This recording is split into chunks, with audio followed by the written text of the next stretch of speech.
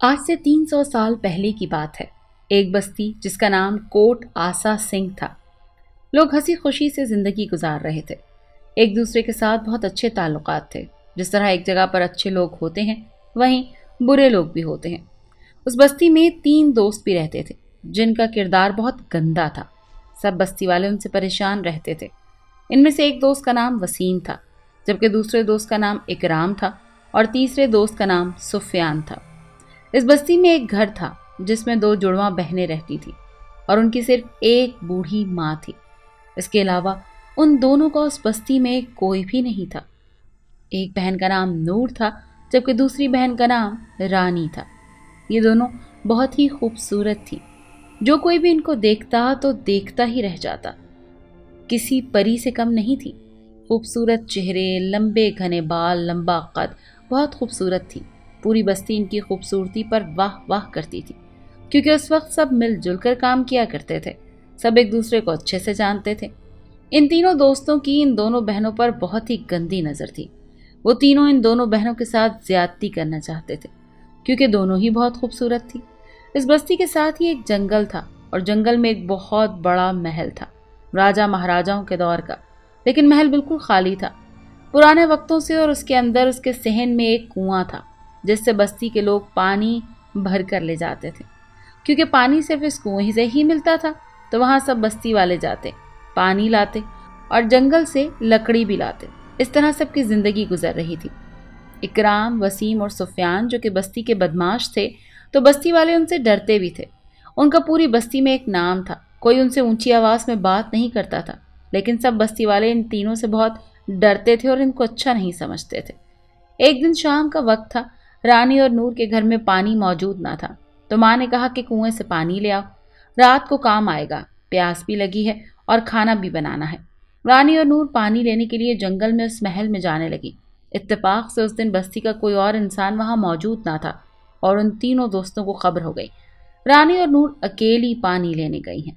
इकराम ने वसीम और सुफियान से कहा कि दोस्तों, आज मौका अच्छा है, चलो चलें, शाम को शानदार बनाएं। तीनों राजी हो गए और जंगल की तरफ उनके पीछे निकल पड़े। अंधेरा भी काफी हो गया था। नूर और रानी अभी महल में पहुंची थी और वहां बैठकर कुएं के पास बातें करने लग गई। रानी कहने लगी नूर से, नूर क्या कहती हो, शादी न कर लें? नूर कहने लगी, कैसी बातें कर रही हो पागल, माँ अकेली रह जाएगी, उसको छोड़कर नहीं जा सकते। रानी कहने लगी, एक दिन तो करनी ही है ना शादी, जल्दी कर लेते हैं, फिर उम्र निकल जाएगी। नूर कहने लगी रानी से, तुम कर लो शादी, मैं माँ को अभी नहीं छोड़ सकती। और वो तीनों दोस्त महल के बाहर दीवार के साथ कान लगाकर उन दोनों की बातें सुन रहे थे। वसीम कहने लगा, चलो यार, आज करते हैं इनका ख्वाब पूरा, इनसे शादी करके। बहुत शौक छिड़ा है इनको शादी का। वो तीनों अचानक इनके सामने आ गए। नूर और रानी की आंखें खुली की खुली रह गईं। ये तीनों कहाँ से आ गए? यहाँ तो कोई और नजर भी नहीं आ रहा। क्या होगा हमारा? मन ही मन में दोनों बहनें सोचने लगी। कैसा वक्त आ गया आज हम पर। इकराम बोला, क्या बात है, शादी करना चाहती हो? रानी, आज तुम्हारा ख्वाब पूरा करते हैं। नूर बोली, नहीं, ये मजाक कर रही थी, ऐसा कुछ नहीं है, हमें पानी भरने दो और यहाँ से जाने दो। वसीम बोला, चली जाना, दोनों पानी भी भर लेना, आज शादी तो होने दो, शादी के बगैर आज तुम दोनों बहनें यहाँ से नहीं जा सकती। नूर रोने लगी और कहने लगी, हमें यहाँ से जाने दो, कुछ गलत न करना हमारे साथ, हमारी माँ हमारा इंतजार कर रही है। वो तीनों दोस्त एक साथ हंसने लगे और उनकी तरफ बढ़ने लगे। जब वो दोस्त उन दोनों बहनों की तरफ बढ़ने लगे तो रानी ने नूर को भागने का इशारा किया। जैसे ही दोनों बहनें भागने लगी, इकराम और सुफियान ने रानी को पकड़ा, क्योंकि रानी ज्यादा ताकत रखती थी नूर की निस्बत। इसीलिए उन दोनों ने रानी को पकड़ लिया और वसीम ने नूर को पकड़ा और दोनों को दबोच लिया। बेदर्दी से वो दोनों चीखने लगी, जोर जोर से, क्योंकि शाम का वक्त था और उसकी आवाज़ बस्ती तक आ रही थी। लेकिन कोई भी बस्ती वाला इंसान उस जंगल में उनकी मदद को ना गया। सबको खबर हो चुकी थी कि वो तीनों दरिंदे इस महल में हैं। लोग जो उनसे डरते थे, सब घरों में बंद होकर बैठ गए। उन दोनों बहनों की रोने की आवाज़ें सुनते रहे। उनकी मदद मदद के पुकारने को भी लोग सुनते रहे, लेकिन कोई उनकी मदद को ना पहुंचा। उधर उनकी माँ रोती रही, ماں ان کی بوڑھی تھی، نہ چل سکتی تھی، جس کی وجہ سے وہ بھی مدد کو نہ جا سکی۔ وہ روتی رہی اپنے گھر میں، لیکن کوئی آگے نہ آیا، کوئی ان کی مدد کو نہیں پہنچا۔ وہ تینوں درندے ان دونوں کو محل کے اندر لے گئے اور محل کا دروازہ بند کر دیا۔ وہ خوب چیختی رہیں، واسطے دیتی رہیں، لیکن ان تینوں نے ان دونوں بہنوں کی ایک نہ سنی۔ وہ تینوں محل میں ان دونوں کو ایک کمرے میں لے گئے اور کمرے کا دروازہ بھی بند کر دیا۔ دونوں کے ہاتھ باندھ دیے بری طرح، جس سے وہ دونوں بہنیں بالکل بے بس ہو گئیں۔ منہ پر کوئی پٹی نہ باندھی، کیونکہ ان کو معلوم تھا کہ یہاں پر ان دونوں کی مدد کو کوئی نہیں آ سکے گا۔ وہ تینوں اس وقت درندے بن چکے تھے، جس طرح جب کتے گوشت کا ٹکڑا دیکھتے ہیں تو ان کے منہ سے رال ٹپکنا شروع ہو جاتی ہے۔ یہ تینوں بھی اسی وقت کتوں جیسا رویہ رکھا ان دونوں بہنوں کے لیے۔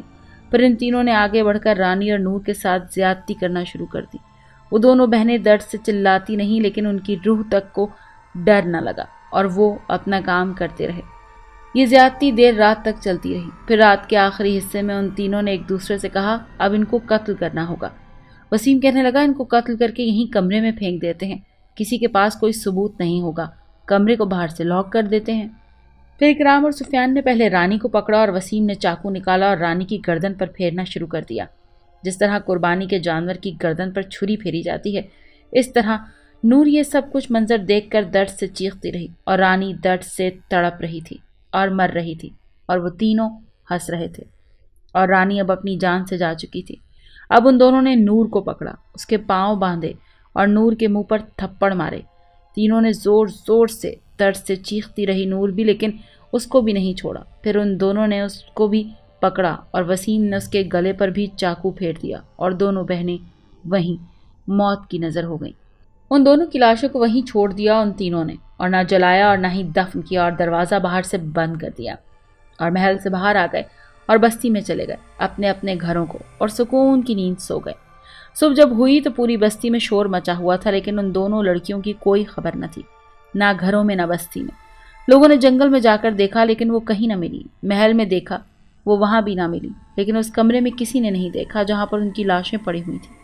جب ان تینوں سے پوچھا گیا تو ان تینوں جانداروں نے صاف انکار کر دیا اور کہنے لگے کہ ہم تو گھر پر تھے، بستی میں ہی ہمیں ان کی کوئی خبر نہیں ملی۔ اگلی صبح رانی اور نور کی ماں بھی اس دنیا سے جا چکی تھی۔ تمام بستی والوں کو اس بات کا بہت دکھ تھا اور افسوس ہوا، لیکن اب گھر بھی کہہ سکتے تھے۔ 1 مہینہ گزر چکا تھا۔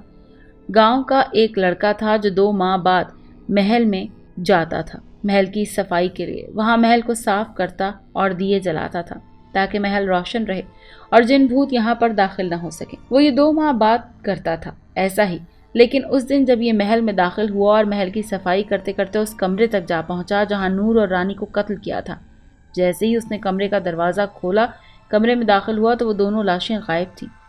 نوجوان لڑکا صفائی میں مصروف ہو گیا اور اچانک کمرے کا دروازہ بند ہو گیا، اور نوجوان لڑکا ڈر گیا اور دروازے کی طرف بھاگا اس کو کھولنے کے لیے کہ اس سے باہر نکل سکے، لیکن اس سے دروازہ نہ کھلا۔ وہ ڈر گیا اور مدد کے لیے آوازیں دینے لگا، لیکن اب اس کمرے سے آواز باہر تک بھی نہیں جا رہی تھی۔ اچانک ہی چڑیل کے روپ میں 2 چڑیلیں اس کمرے میں نازل ہو گئیں۔ دونوں کا سفید پوش لباس، لمبے گھنے بال، لمبے دانت، بدصورت چہرہ، لمبے ہاتھ، جن کو دیکھ کر نوجوان لڑکا وہیں جم گیا۔ اس کا جسم بھی کام نہیں کر رہا تھا، نہ ہی اس کی آواز اب نکل رہی تھی۔ وہ دونوں چڑیلیں اس کی طرف بڑھنے لگیں۔ وہ پیچھے ہٹا تو دروازے کے ساتھ رک گیا۔ اب ان دونوں چڑیلوں میں زیادہ طاقت آ چکی تھی۔ دونوں میں سے ایک چڑیل نے اسے ہاتھوں سے پکڑا اور دوسری نے اسے پاؤں سے زور لگا کر کھینچا اور نوجوان کو 2 حصوں میں تقسیم کر دیا۔ دونوں چڑیلیں اس کے جسم کے خون کو پینے لگیں، ساتھ ساتھ نوجوان کے جسم کا گوشت کھانے لگیں، اور کچھ ہی دیر میں وہ سارا گوشت کھا گئیں اور اس لڑکے کے جسم کا کچھ حصہ نہیں بچا۔ اس کو کھانے کے بعد دونوں نے ایک زوردار چیخ ماری جس سے پورا جنگل ہل کر رہ گیا۔ ہر چیز خاموش ہو گئی۔ ان دونوں چڑیلوں کی اتنی خوفناک چیخ تھی کہ وہ چیخ گاؤں تک بھی پہنچ گئی۔ سب گاؤں والے حیران اور پریشان رہ گئے۔ آخر یہ کیسی آواز تھی، اتنی بھیانک، جس نے ہر چیز کو خاموش کر دیا؟ رانی اور نور کی لاشوں کو نہ جلایا گیا تھا اور نہ ہی دفن کیا گیا تھا، جس کی وجہ سے ان کی روح ان کے جسم سے نکل کر ان دونوں کے جسم میں واپس داخل ہو گئی، جس سے وہ دونوں چڑیلوں کے روپ میں منتقل ہو گئیں۔ اس رات بستی والے سو گئے آرام کی نیند۔ بات اگلی صبح جب بستی سے 3 عورتیں پانی لینے محل میں داخل ہوئیں تو محل کا دروازہ بند ہو گیا۔ وہ دونوں چڑیلیں پھر ان تینوں عورتوں کے سامنے آ گئیں اور ان عورتوں کو رانی نے پکڑا اور اس کا سر کنویں کی دیوار سے مارا، جس سے سارا سر اس کا ضائع ہو گیا اور وہ وہیں ختم ہو گئی۔ دوسری عورت کو نور اپنے ہاتھ لمبے کر کے پکڑنے ہی لگی تھی گردن سے اور اس کی گردن توڑ دی۔ وہ دوسری عورت بھی وہیں دم توڑ گئی اور مر گئی۔ تیسری عورت چیخ رہی تھی، زور زور سے مدد کے لیے پکارنے لگی۔ رانی اس کے پاس گئی، اس کے بہت قریب، تو وہ عورت خوف سے ہی دم توڑ گئی اور وہیں مر گئی۔ رانی اور نور جو کہ اب چڑیلیں بن چکی، تو کیونکہ ان کو قتل کیا گیا اس محل میں، وہ اب جس کو بھی قتل کر سکتی اس محل میں ہی قتل کر سکتی تھی۔ محل سے باہر وہ کسی کو قتل نہیں کر سکتی تھی۔ بستی والوں کو خبر ہوئی، وہ جو 3 عورتیں پانی لینے گئی تھیں اب تک واپس نہیں لوٹی، تو 3-4 مرد ان کو تلاش کرتے ہوئے وہاں تک پہنچے۔ آخر وہ کہاں رہ گئی ہیں؟ وہ جب محل میں داخل ہوئے تو دیکھا وہاں لاشیں پڑی ہوئی تھیں 3 عورتوں کی، اور ہر جگہ خون ہی خون۔ ان مردوں کو کچھ سمجھ نہیں آیا، گھبرا گئے اور بستی کی طرف بھاگنے لگے تو محل کا دروازہ واپس بند ہو گیا اور وہ تمام مرد بھی اندر ہی رہ گئے۔ وہ سمجھ گئے کہ یہاں ضرور کچھ ہے، کوئی تو ہے، اس نے ان تینوں کو قتل کیا ہوگا۔ ابھی یہیں سوچ رہے تھے کہ دونوں چڑیلیں وہاں آ پہنچی۔ ان کو دیکھ کر ایک کمزور دل کا مرد جو وہیں بے ہوش ہو گیا۔ باقی مردوں کی آنکھیں باہر آ گئیں ان چڑیلوں کو دیکھ کر۔ رانی نے لمبا ہاتھ مار کر ایک مرد کو تھپڑ مارا تو اس کا سر اسی کے جسم سے الگ ہو گیا۔ نور نے دوسرا ہاتھ مارا اور اس کے پاس جا کر اپنا منہ کھولا۔ وہ اتنا بڑا ہو گیا کہ اس دوسرے مرد کا منہ اس کے منہ میں داخل ہو گیا اور وہ اس کو چباتے ہوئے اس کا منہ کھا گئی۔ تیسرا مرد محل کے اندر بھاگ کر گیا۔ وہ دونوں ایک دم غائب ہو کر محل میں پہنچ گئیں اور ایک زوردار آواز آئی اس مرد کی، اس کو بھی قتل کر دیا گیا اور وہ دونوں اندر ہی غائب ہو گئی۔ محل کا دروازہ بھی کھل گیا۔ وہ جو مرد ایک بے ہوش ہوا تھا، اس کو جب ہوش آئی تو اس کی آنکھیں کھلیں تو ڈرتا روتا ہوا جلدی سے بستی کی طرف بھاگا اور شور مچا دیا۔ تمام بستی والے اکٹھے ہو گئے۔ اس کی آواز اب تھم چکی تھی۔ پہلے اس کو پانی پلایا گیا، پھر اسے سارا ماجرا پوچھا تو اس نے ساری کہانی بتائی۔ سارے گاؤں والے رونے لگے، افسوس کرنے لگے۔ سب کو معلوم ہو گیا کہ یہ 2 چڑیلیں رانی اور نور ہیں۔ ایک تو اس بات کا غم کہ اتنے لوگ مارے گئے، اوپر سے اس بات کی پریشانی کہ پانی بھی صرف اس محل کے کنویں سے ہی ملتا ہے۔ کیسے گزارا ہوگا، کیا کریں گے؟ دونوں طرف اب موت ہی موت تھی۔ سب کو یہی نظر آ رہا تھا، ادھر پانی کی پیاس سے مر جائیں گے اور اگر جاتے ہیں تو وہ دونوں چڑیلیں ان کو ختم کر دیں گی۔ سب بستی والوں کو ان 3 درندوں پر بہت غصہ آیا۔ یہ سب انہی کی وجہ سے ہوا ہے، اب ان کی وجہ سے سب مارے جائیں گے، یہ بھی اور ہم بھی، بلا وجہ۔ یہ کیا ہو گیا؟ یہ ہمارے ساتھ کیا ہو گیا؟ کاش اس رات ان کی مدد کو پہنچ جاتے تو آج یہ سب نہ ہوتا۔ سب بستی والے ہائے ہائے پکارنے لگے۔ شام کا ہی وقت تھا۔ ان دونوں چڑیلوں کی پھر سے خوفناک آواز آئی تو سب بستی والے سہم گئے کہ کہیں وہ چڑیلیں بستی میں نہ داخل ہو جائیں۔ سب اپنے اپنے گھروں میں جا کر ڈر کی وجہ سے بیٹھ گئے۔ سب کی نیندیں حرام ہو گئیں۔ اکرام اپنے گھر میں بیٹھا تھا۔ سفیان بھاگتا ہوا آیا اور اکرام سے کہا کہ چلو یار وسیم، محل میں ہی چلتے ہیں، اس نے بلایا ہے۔ وہاں اکرام کہنے لگا پاگل ہو گئے ہو تم؟ محل میں جاؤ گے؟ وہاں تو چڑیلیں ہیں، وہاں کیا کرنا جا کے؟ سفیان کہنے لگا کہ کوئی چڑیلیں نہیں ہیں، سب بکواس ہے، وسیم وہاں کوئی لڑکی لے کر آیا ہے۔ اکرام یہ سنتے ہی خوش ہو گیا اور کہنے لگا چل پھر چلتے ہیں۔ دونوں بستی سے نکل کر جنگل اور جنگل میں محل کے اندر داخل ہو گئے اور سفیان اکرام کو اس کمرے میں لے گیا جہاں ان تینوں نے رانی اور نور کو قتل کیا تھا۔